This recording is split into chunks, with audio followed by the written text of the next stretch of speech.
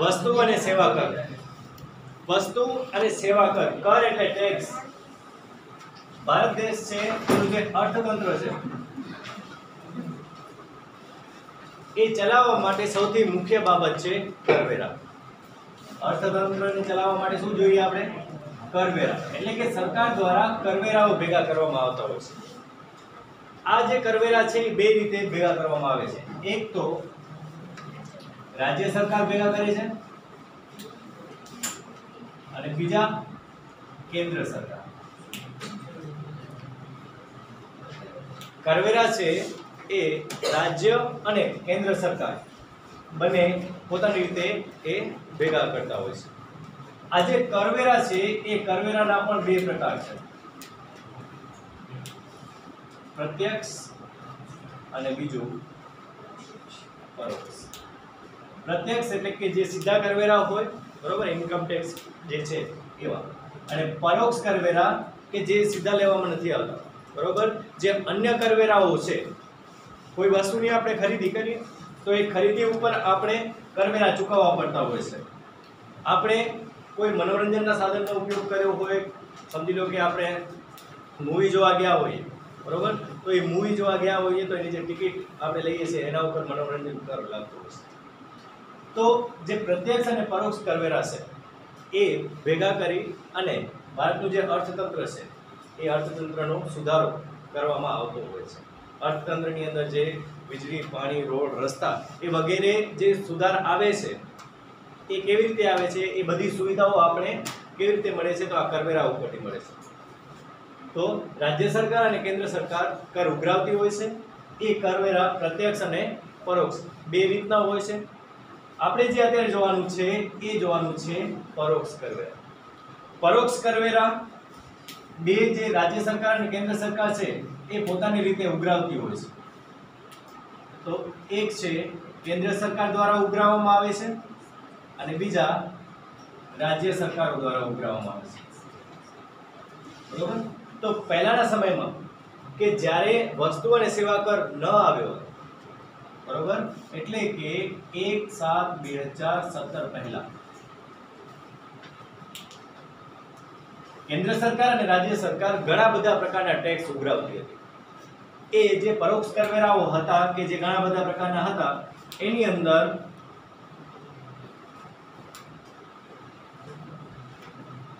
કેન્દ્રીય વેચાણ વેરો, કેન્દ્રીય આબકારી જકાત,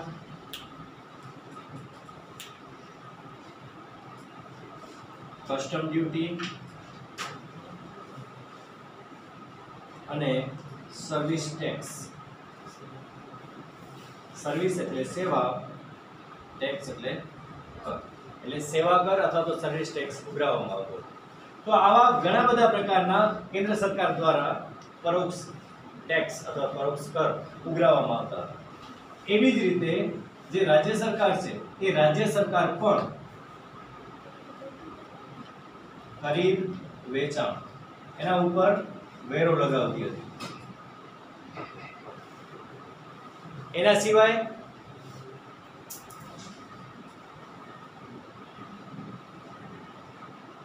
જે કાંઈ પણ મનોરંજનના સાધનો છે અથવા તો મનોરંજન કરવા માટે જે કાંઈ પણ વ્યવસ્થા કરવામાં આવી છે એ દરેક ઉપર એન્ટરટેનમેન્ટ ટેક્સ લગાવવામાં આવતો હતો. અને એના સિવાય એક હતો મૂલ્ય વૃદ્ધિ વેરો. હવે મૂલ્ય વૃદ્ધિ વેરાને વેટ તરીકે પણ ઓળખવામાં આવતો. તો કેન્દ્ર સરકાર અને રાજ્ય સરકાર દ્વારા આવા ઘણા બધા ટેક્સ લગાવવામાં આવતા. અને જે વસ્તુ હોય કે જેની આપણે ખરીદી કરવાની હોય એના ઉપર આ બંને પ્રકારના ટેક્સ લાગતા. એટલે કે રાજ્ય સરકારનો ટેક્સ લાગતો પ્લસમાં કેન્દ્ર સરકારનો ટેક્સ લાગતો.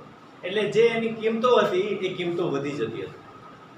તો એક નવો વિચાર કેન્દ્ર સરકારના મગજમાં આવ્યો અને એ સૂત્ર હતું એક દેશ એક કર.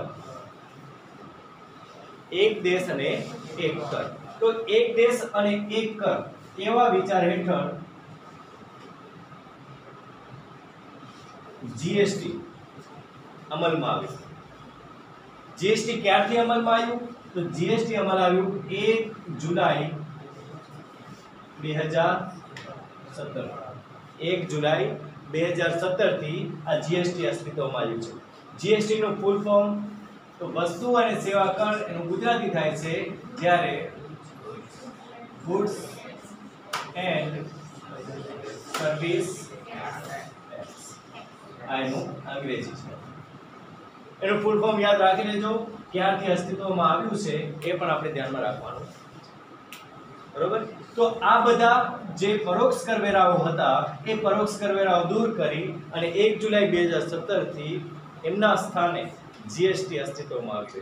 એટલે કે જીએસટી ની સ્થાપના અથવા તેનો અમલ કરવામાં આવે છે. હવે આ જે કરવેરાઓ છે બરોબર, એ બધા દૂર કર્યા તો જીએસટી ને અમલમાં મૂકવા માટે અમુક કાયદાઓ ઘડવામાં આવે. તો આ જે કાયદાઓ છે એ કાયદાઓ મુખ્ય 5 કાયદાઓ છે.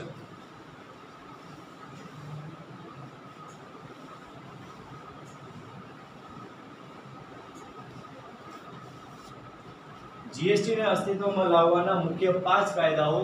સૌથી પહેલો કાયદો છે સીજીએસટી એક્ટ.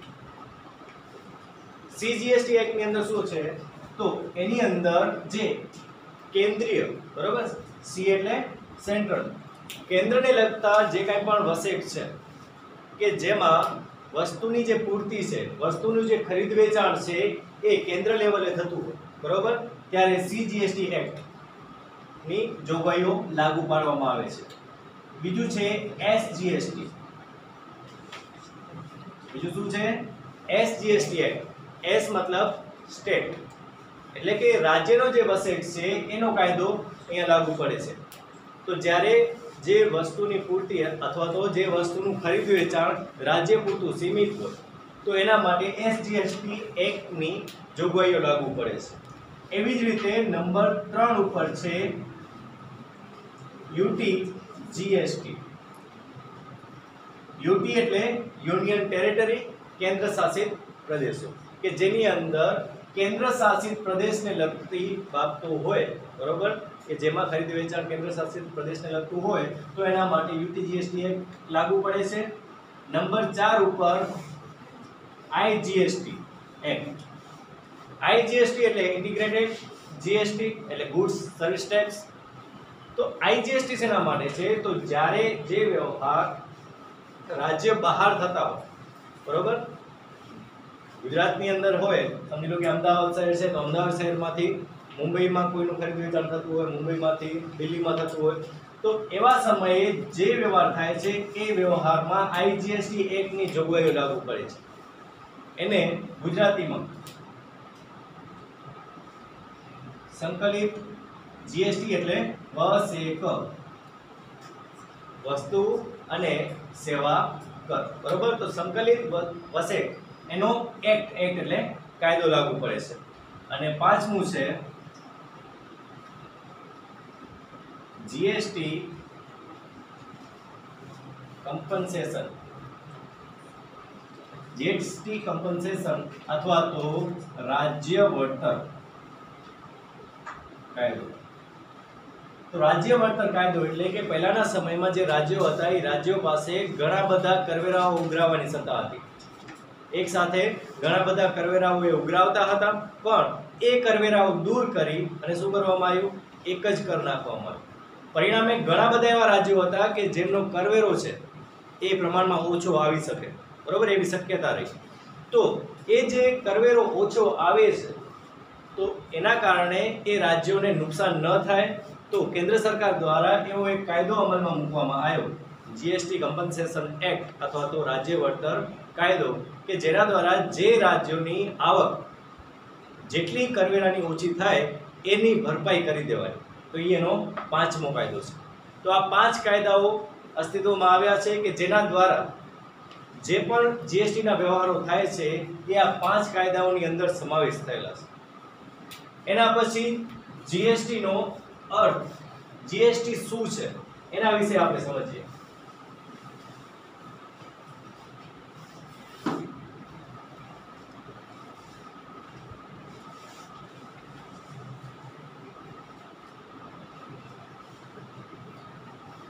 તો જીએસટી શું છે? તો જીએસટી એટલે કે સરકાર દ્વારા, કે પછી કેન્દ્ર હોય કે રાજ્ય હોય અથવા તો કેન્દ્ર શાસિત પ્રદેશ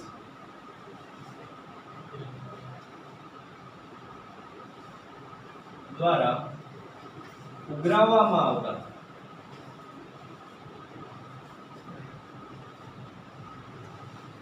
વિવિધ પરોક્ષ કરવેરા દૂર કરી એમના સ્થાને એક જ કર ઉઘરાવવામાં આવે છે.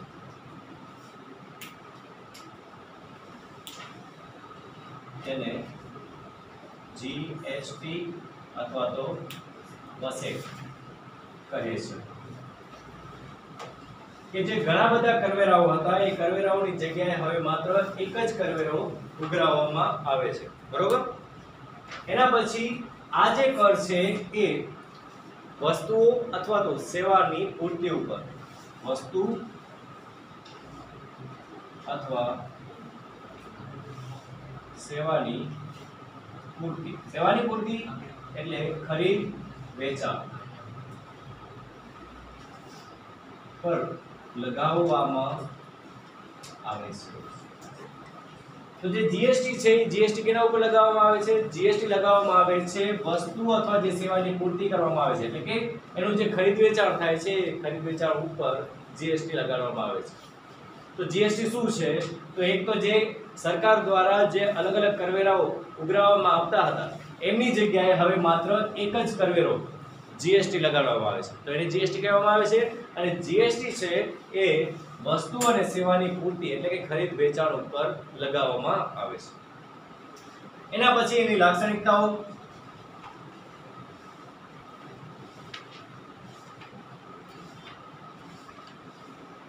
સૌથી પહેલા એક જ કર, એટલે કે આખા દેશની અંદર જ્યાં પણ જાઓ, બરોબર, એ અલગ અલગ કરવેરાઓની જગ્યાએ હવે માત્ર પરોક્ષ કરવેરા એક જ છે, જે જીએસટી તરીકે, બરોબર, માત્ર એક જીએસટી અથવા તો વસેક લેવામાં આવે છે. બાકી જે વધારાના કરવેરાઓ હતા, આબકારી જકાત હતી, ખરીદ વેચાણ અંગેના જે કરવેરાઓ હતા, મનોરંજનનો જે કરવેરો હતો, એના સિવાય મૂલ્યવૃદ્ધિ વેરો હતો, એ બધા દૂર કરી અને એક જ કર મૂકી દેવામાં આવ્યું છે. નંબર 2, પૂર્તિ પર કરની વસૂલાત.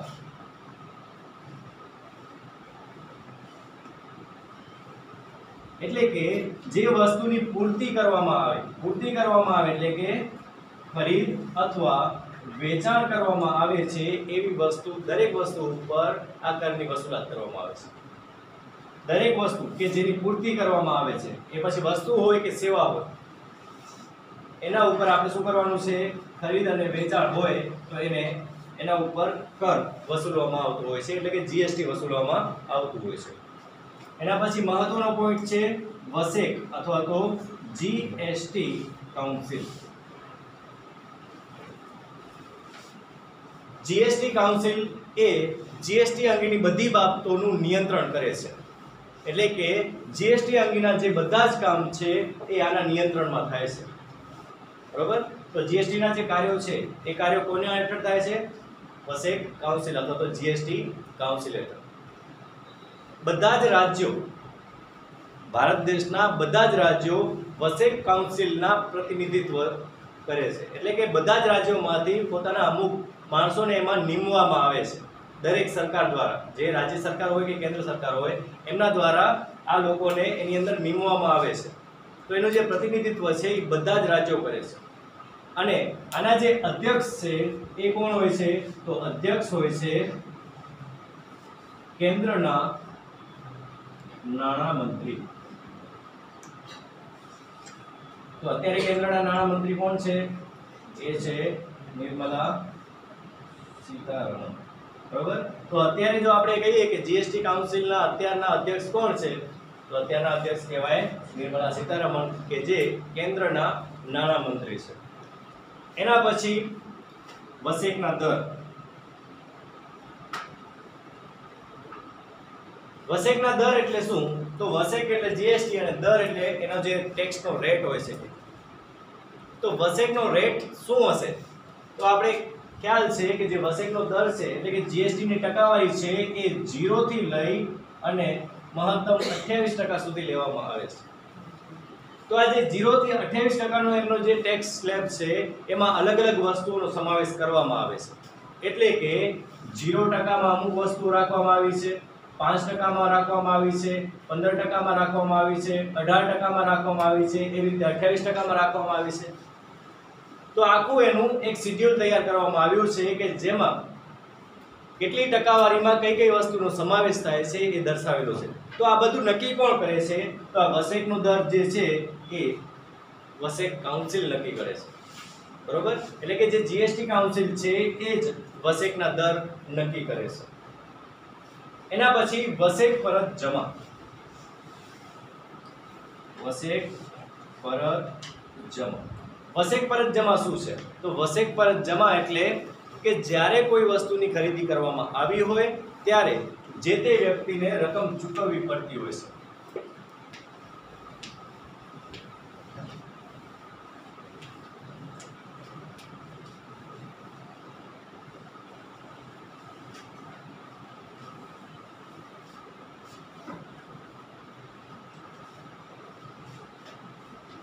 સમજી લો કે આપણે ખરીદ અને વેચાણ કરીએ છીએ. 1 લાખ રૂપિયાની ખરીદી કરવાની છે અને જેના ઉપર એ વસ્તુ એવી છે કે જેના ઉપર આપણે 18% ટેક્સ લાગે છે. બરોબર? હવે 1 લાખ રૂપિયાની જે વસ્તુ છે એ 1 લાખ રૂપિયા ઉપર 18% લેખે આપણે કરવેરો લાગે છે. તો જ્યારે આપણે ખરીદી કરી હશે ત્યારે આપણે ટેક્સ કેટલો લાગશે? 18,000 રૂપિયા. બરોબર? એ આપણે શું કરવું પડશે? ચૂકવવું પડશે. આ 18% ટેક્સ આપણે ચૂકવવું પડશે કારણ કે જે 1 લાખ રૂપિયા છે એની અંદર આ 18,000 ઉમેરાઈ જ ગયા હશે અને પછી આપણે રકમ ચૂકવવી પડી હશે. પછી જ્યારે આપણે એનું વેચાણ કરશું, સમજી લો કે આપણે આ જ વસ્તુ 1,80,000 માં વેચી. બરોબર? આ વસ્તુનું શું કર્યું આપણે? 1,80,000 માં વેચાણ કર્યું છે. તો 18% આના ઉપર લાગુ પડશે. તો 1,80,000 ના 18,000 18% કરો. 1,80,000 ના 18% કરો.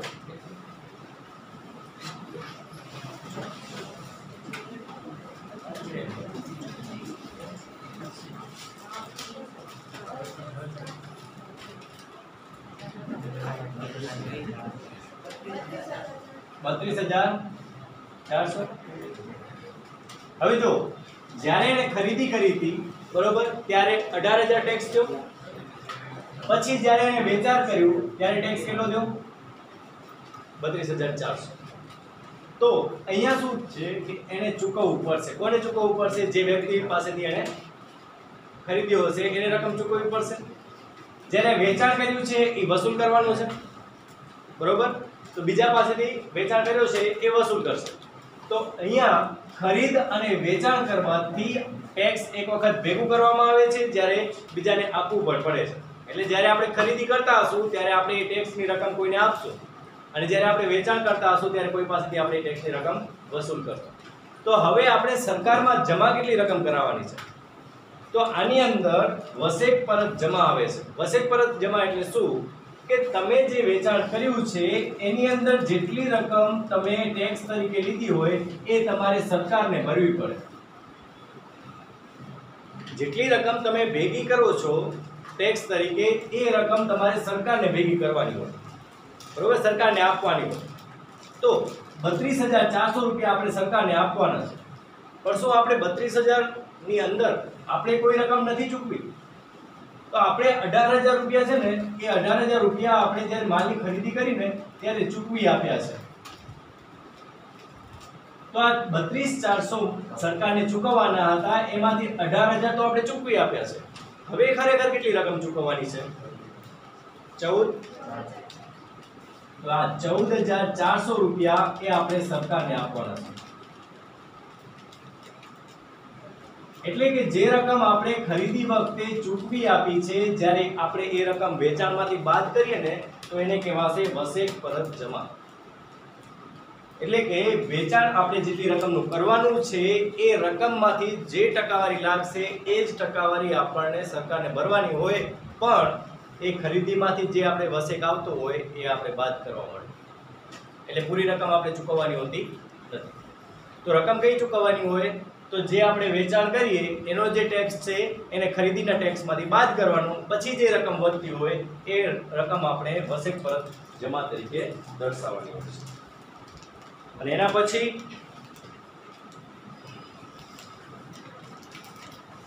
આયાત વસેક. આયાત અને વસેક. આયાત અને વસેક એટલે શું? તો સૌથી પહેલા આપણે આયાત શબ્દ આવડવો જોઈએ કે આયાત એટલે શું. આયાત એટલે વિદેશમાંથી આપણે જે માલ મંગાવીએ છીએ એને આયાત કહેવાય. કે આપણે કોઈ વસ્તુની જરૂરિયાત છે અથવા તો આપણે કોઈ વસ્તુનું જે વેચાણ કરીએ છીએ એ વેચાણ કરવા માટે કોઈ વસ્તુ આપણે બહારથી લાવ્યા છે, તો એ બહારથી જે વસ્તુ આવે છે એને કહેવાશે આયાત.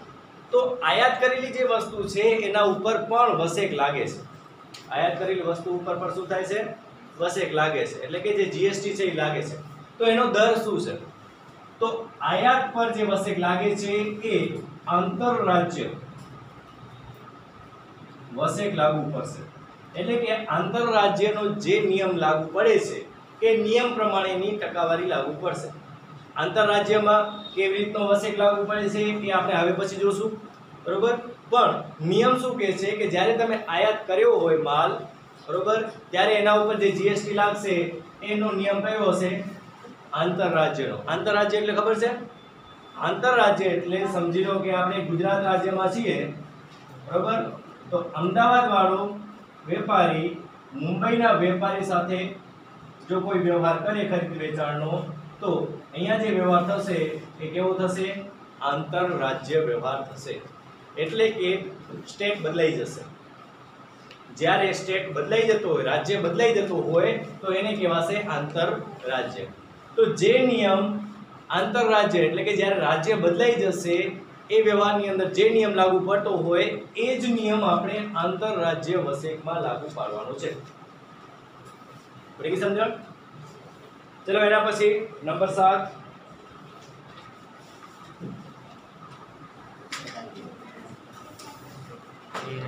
સાતમું લક્ષણ છે કરની વહેંચણી.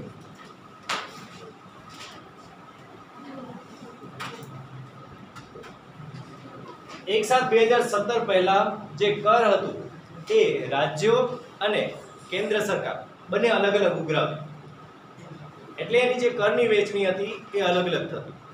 પણ હવે જે વસેક વસૂલ કરવામાં આવે છે તો એ કરની જે વહેંચણી છે એ યોગ્ય વ્યવસ્થા ઊભી કરવામાં આવી છે કે કેવી રીતે એ કરની વહેંચણી કરવાની છે. એના માટે યોગ્ય વ્યવસ્થા ઊભી કરવામાં આવી છે અને એના માટેના જે કાયદાઓ છે એ કાયદા પ્રમાણે, નીતિ નિયમ પ્રમાણે આ કરની વહેંચણી કરવામાં આવતી હોય છે. એના પછી કરનું નિર્ધારણ.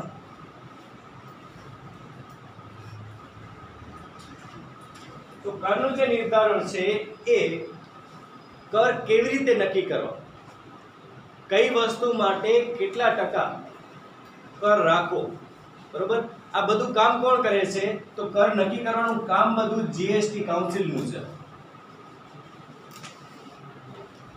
આ કામ કોનું છે? જીએસટી કાઉન્સિલ નક્કી કરે છે. પણ એનું જે નિર્ધારણ છે ને એ વસ્તુની જરૂરિયાત ઉપર છે કે જે વસ્તુની જરૂરિયાત ખૂબ જ હોય, બરોબર, જે જીવન જરૂરિયાતની ચીજ વસ્તુ છે ને, સમજી લો કે અનાજ છે, તો એના ઉપર 0% જીએસટી છે. કે જે જીવન જરૂરિયાતની એકદમ કે જેના વગર ચાલી શકે એવું નથી એવી બધી વસ્તુ ઉપર 0% જીએસટી લગાવવામાં આવી છે. એટલે કે એના ઉપર કર લગાવવામાં નથી આવ્યો. પરંતુ જેમ જેમ તમે એ વસ્તુથી મોજશોખની વસ્તુ તરફ જાઓ, બરોબર, એન્ટરટેનમેન્ટની જે વસ્તુઓ છે એ વસ્તુઓ તરફ જાઓ, તેમ તેમ આ જે સ્લેબ છે એટલે કે 0% થી એનો વધારો થઈ જશે, બરોબર, અને આગળ જતા એ 28% સુધી પહોંચશે. તો આ જે કરનું નિર્ધારણ છે એ વસ્તુના ઉપયોગ કેવી રીતે કરાય છે, એ વસ્તુની જરૂરિયાત કેવી છે એ જરૂરિયાતો પ્રમાણે કે શું એ જીવન જરૂરિયાતની ચીજ વસ્તુ છે, એના વગર ચાલે એવું નથી, તો એવી જો વસ્તુ હોય તો એના ઉપર 0% જીએસટી. અને જેની જરૂરિયાત ન હોય એટલે કે એ વસ્તુ ન હોય તો પણ ચાલી જાય, બરોબર. જેમ કે કાર છે, બાઇક છે, એ વસ્તુ ન હોય તો પણ ચાલી જાય, બરોબર. તો એવી વસ્તુ જે છે એના ઉપર સૌથી વધારે જીએસટી લગાવવામાં આવતું હોય છે. એના પછી પૂર્વ નિર્ધારિત કરનું માળખું.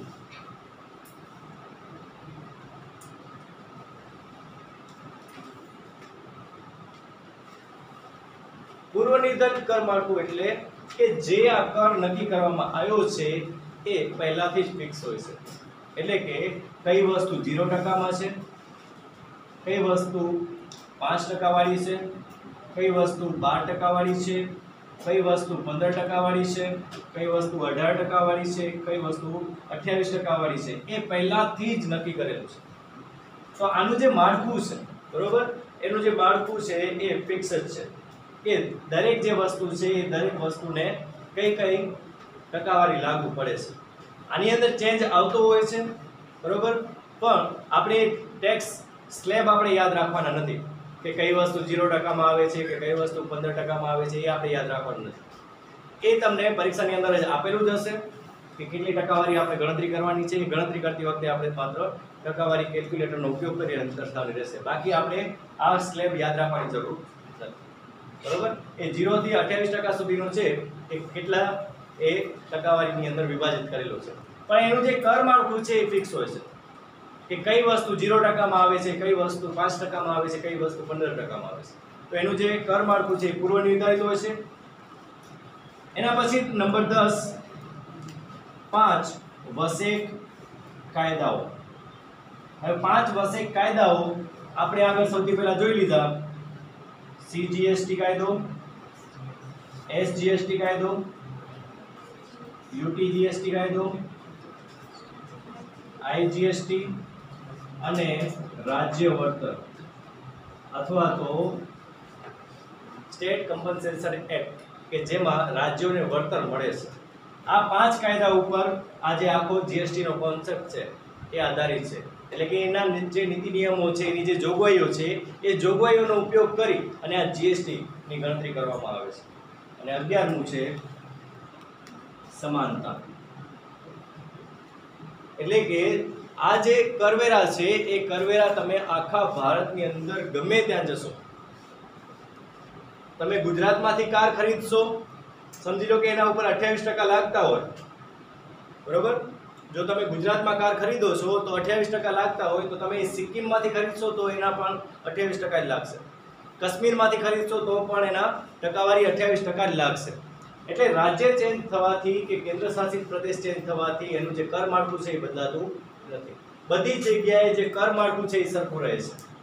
પછી એની જે ગણતરીની પ્રક્રિયા છે, એ કર માળખાની જે પ્રક્રિયા છે, પ્રોસેસ છે, એ પ્રોસેસ પણ બધી જગ્યાએ સરખી હોય છે. એટલા માટે અહીંયા એક દેશ અને એક કરના કારણે એ જે સમાનતા છે કે આખા દેશની અંદર આપણે સમાનતા જોવા મળે છે.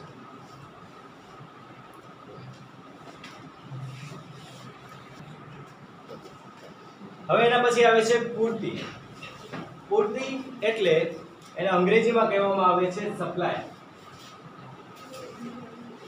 અને ગુજરાતીમાં પૂર્તિ શબ્દનો જો તમારે અર્થ સમજવો હોય તો એ કોઈ પણ વસ્તુ અથવા સેવાનું ખરીદ વેચાણ. તો અહીંયા જે વસ્તુ અથવા સેવા અથવા બંને આપણે પૂર્તિ શીખવાની છે કે વસ્તુની પૂર્તિ હોય, સેવાની પૂર્તિ હોય અથવા તો વસ્તુ અને સેવા બંનેની પૂર્તિ હોય. તો એના મુખ્ય 2 ભાગ પડે છે.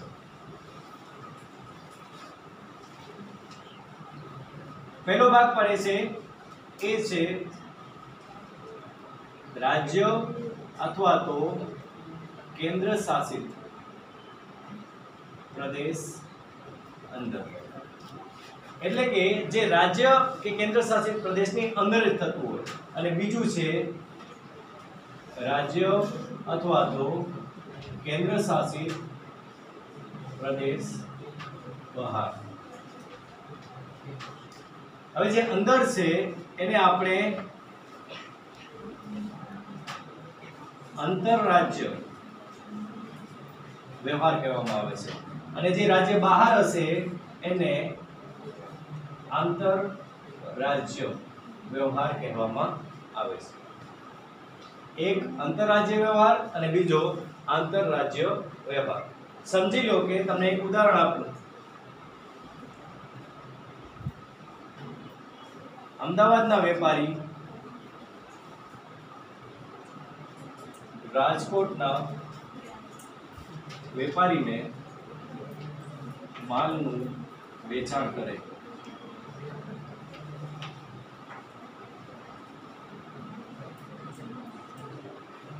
દીવના વેપારી દીવના જ કોઈ ગ્રાહકને માલ આપે. અહીંયા તમને બે વ્યવહારો આપેલા છે. એક છે અમદાવાદના વેપારી રાજકોટના વેપારીને માલનું વેચાણ કરે, અને બીજું દીવના વેપારી દીવમાં જ કોઈ એક ગ્રાહક છે એમને આ માલ આપે છે. તો અહીંયા થાય શું છે કે રાજ્ય કે કેન્દ્ર શાસિત પ્રદેશની અંદર જ એ પ્રક્રિયા થાય છે, એ જે પૂર્તિ છે એ થાય છે. જ્યારે રાજ્ય બહાર હોય તો એને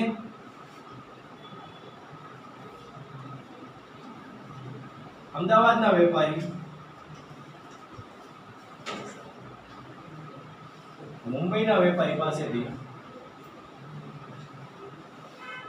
ખરીદી કરે છે.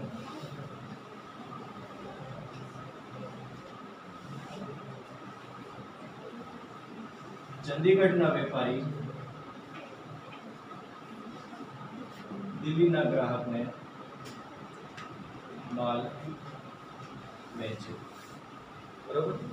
તો અહીંયા જે વ્યવહાર થાય છે એ શું થાય છે કે અમદાવાદનો જે વેપારી છે એ મુંબઈના વેપારીને માલ વેચે છે, તો રાજ્ય ચેન્જ થઈ ગયું. અને ચંદીગઢના જે વેપારી છે, ચંદીગઢ એ યુનિયન ટેરેટરી છે, એટલે કે કેન્દ્ર શાસિત પ્રદેશ છે. તો કેન્દ્ર શાસિત પ્રદેશની અંદર એ દિલ્હી છે, એને આપણે માલનું વેચાણ કરે છે. તો અહીંયા કેન્દ્ર શાસિત પ્રદેશ પણ ચેન્જ થઈ ગયું. તો જ્યારે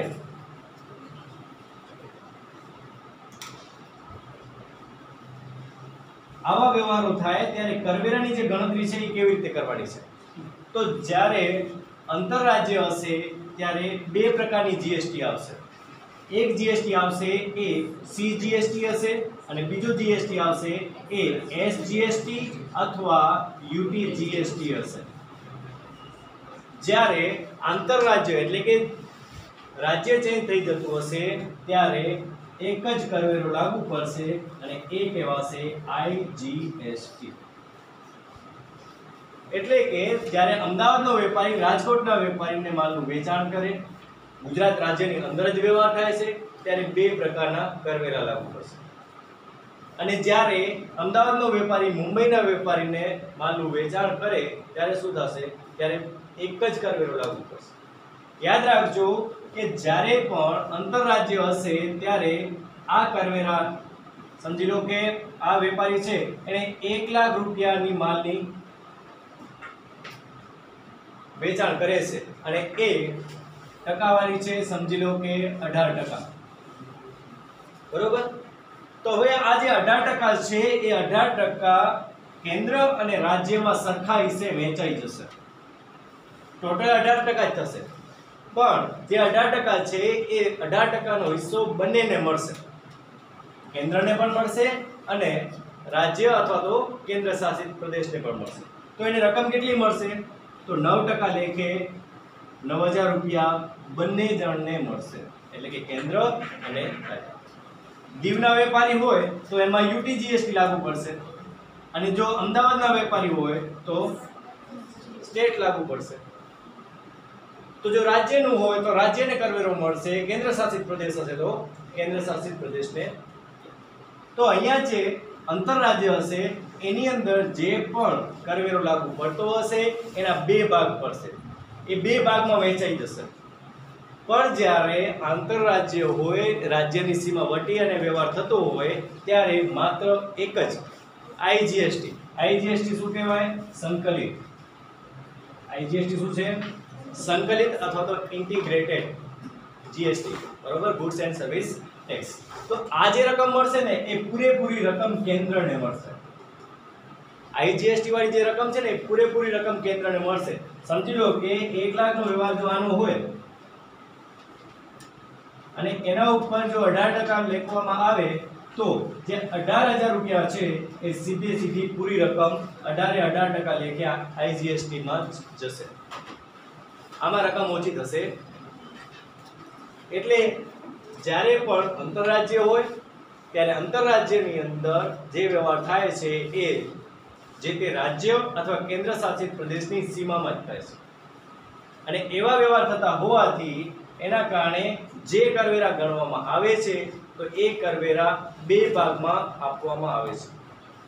પહેલો ભાગ સીજીએસટી નો કે જે કેન્દ્રને મળશે અને બીજો અડધો ભાગ છે એ જો રાજ્યમાં વ્યવહાર થતો હશે તો જે તે રાજ્યને મળશે અથવા કેન્દ્ર શાસિત પ્રદેશની અંદર થતો હશે તો એ કેન્દ્ર શાસિત પ્રદેશને મળશે.